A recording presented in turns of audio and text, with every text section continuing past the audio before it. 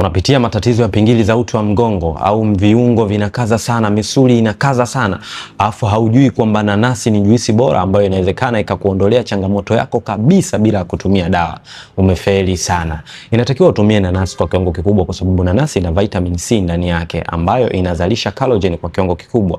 Hivyo ile mifupa ambayo imeishiwa uteute itaongezeka kwa kiwango kikubwa. Lakini pia kuna magnesium ndani yake. Magnesium kazi yake kuimarisha uti wa mgongo au mifupa kwa mjumla, kwa sababu ndio mama wa kujenga mifupa. Kwa hiyo unatakiwa upendelee sana juisi ya nanasi. Lakini kitu cha tatu, ina bromelain ndani yake.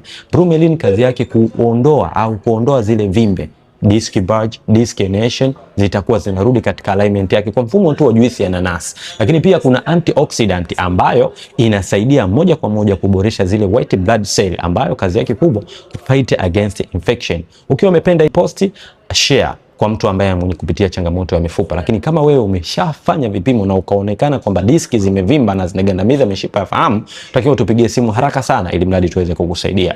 Chao.